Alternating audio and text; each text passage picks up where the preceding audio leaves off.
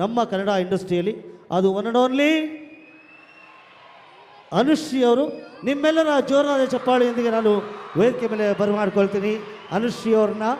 Madam ದಯವಿಟ್ಟು ಬನ್ನಿ, ಕರ್ನಾಟಕ ಸಂಭ್ರಮಕ್ಕೆ ನಿಮಗೆ ಆತ್ಮೀಯವಾದಂಥ ಸ್ವಾಗತ ಸುಸ್ವಾಗತ.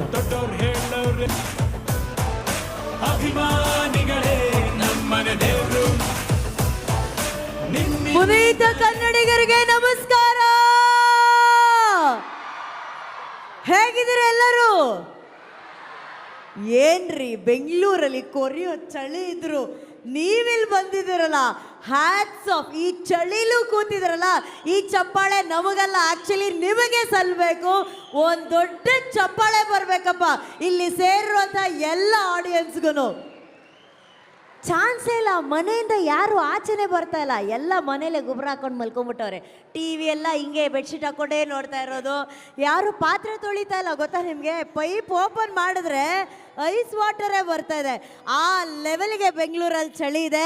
ಆದರೆ ಆ ಚಳಿ ಕೂಡ ಇವತ್ತು ನಿಮ್ಮ ಚಪ್ಪಾಳೆಗಳ ಮೂಲಕ ಬೆಚ್ಚಗಾಗ್ತಾ ಇದೆ. ಅಂದರೆ ಥ್ಯಾಂಕ್ ಯು ವೆರಿ ಮಚ್. ನಿಮ್ಮೆಲ್ಲರಿಗೂ ಇವತ್ತಿನ ಕರುನಾಡ ಸಂಭ್ರಮಕ್ಕೆ ಆತ್ಮೀಯವಾದ ಸ್ವಾಗತ ಸುಸ್ವಾಗತ.